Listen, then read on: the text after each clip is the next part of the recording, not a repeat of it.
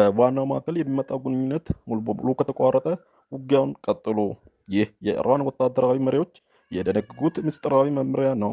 አሜሪካና እስራኤል የኢራንን ከፍተኛ መሪዎች ቢገድሉ እንኳን ሀገሪቱ ሳትበታተን እንድትዋጋ ያደረጋት የሞዛይክ የጦር ስልት ምስጢር ምንድን ነው? የዛሬው ትንተና ዘገባችን ይህንን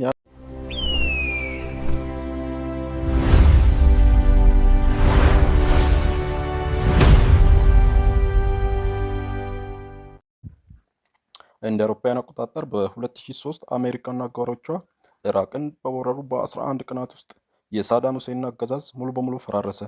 አጠቃላይ የሀገሪቱ የመከላከያ መዋቅር በቅጽበት እንደ ካርታ ቤት ወደቀ። ነገር ግን የዚህ ታሪካዊ ክስተት ትልቁ ተጠቃሚና ተማሪ ኢራቅ ሳትሆን ጎረቤቷ ኢራን ነበረች። ኢራን ከሳዳም ውድቀት የተማረችው ትልቅ ትምህርት ምንድን ነው?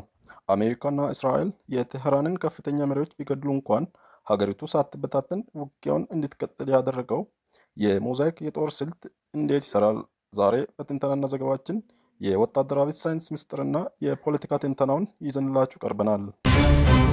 በ2003 የሳዳም ሁሴን መንግስት የጅምላ ጨራሽ መሳሪያ አለው በሚል ሰበብ ጥቃት ሲሰነዘርበት በ11 ቀናት ውስጥ እንዲበረከክ ያደረገው ዋነኛው ምክንያት የወታደራዊ መዋቅር ድክመት ነበር።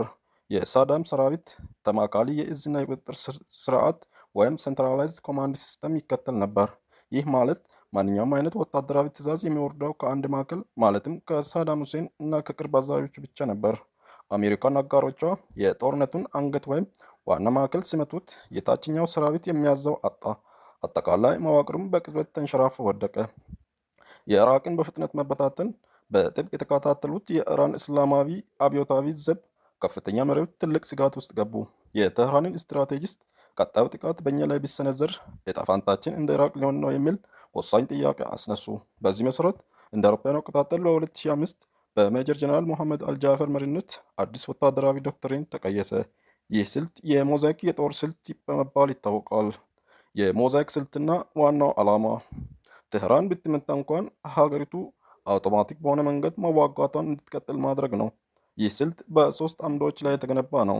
አንደኛው ስልጣንና እዝን መበታተን ወይም ዲሴንትራላይዜሽን ማድረግ።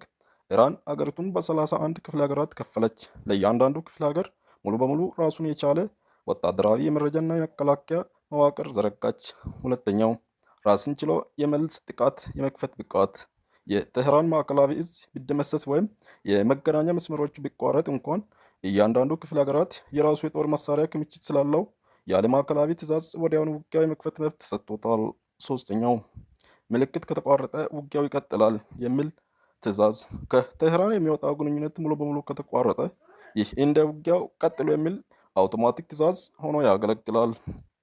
የምዕራባውያን ወታደራዊ ግምት ከፍተኛ መሪዎችን በመምታት አገዛዙን በጥቂት ቀናት ውስጥ መጣል ይቻላል የሚል ቢሆንም በጃፈር የተነደፈው ይህ ስልት ግን ሀገሪቱ ያለ ዋና አዛዥ እንድትቋቋም አድርጓታል።